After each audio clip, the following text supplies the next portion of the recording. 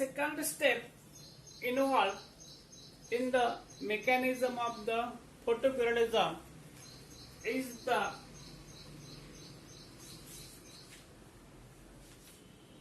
perception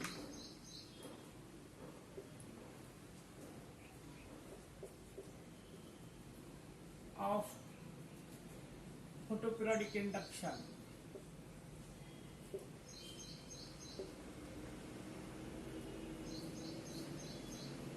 Photoperiodic stimulus.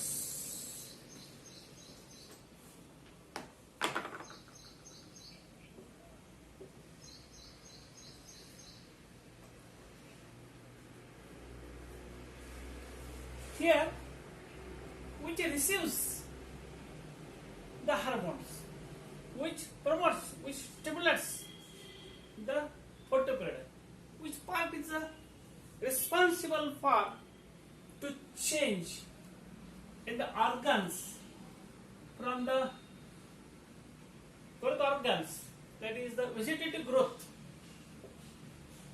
to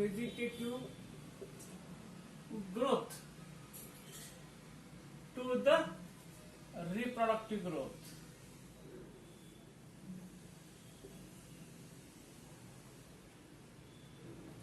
There is leaf is most important factor. Leaf is most important organ of the plant which is required for the flowering mechanism. When the leaves are exposed to the sites to the correct photoperiods, that time flowering hormones which are produced, flowering stimulus, that is a chemical substances which is produced at one part of the leaf. Then the produced hormones, that is stimulus, it translocated to the other organ of the plants. Other organ of the plants. And this other organ, they change over into the vegetative growth, to the reproductive growth.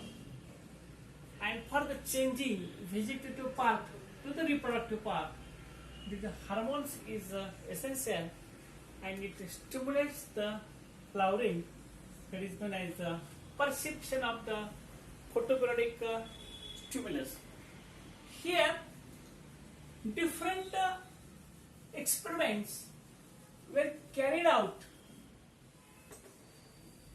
to purport how or how many leaves are required for the flowering mechanism on different plants.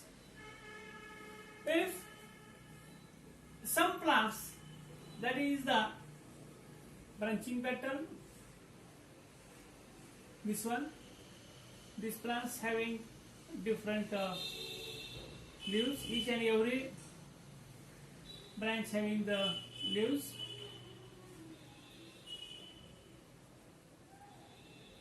At different seasons, the duration of the growth takes place. The leaves, there are so many leaves.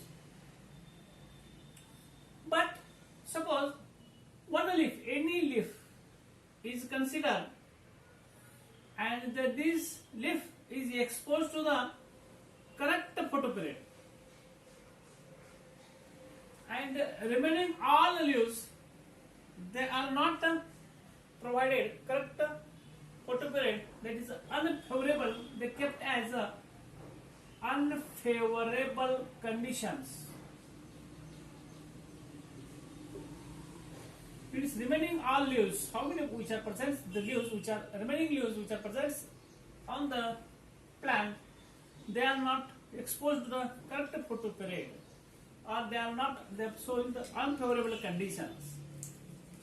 Then the single which are present, it produces the flowering. Means it receives stimulus, the flowering hormone, that is the flowering hormone, then the tubercle. In the some plants, that is another experiment is carried out. That is, again, these plants having the many leaves which are produced around the plants.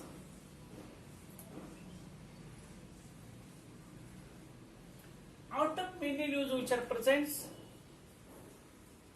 on the branch, only single leaf is kept entire on the stem axis, on the branch axis. Remaining all the leaves, they are removed from the plant body. Then the single leaf exposed to the duration of the light. Then at particular periods, the plants shows that is the reproductive growth. Third experiments carried out means there is so many branches and so many leaves which are present on the leaf, present on the stem. Only branch kept as it is, and all leaves are removed.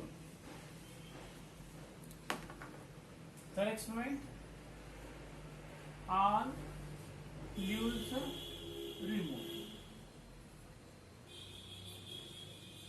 Single leaf kept. Single leaf kept. Remaining all leaves removed.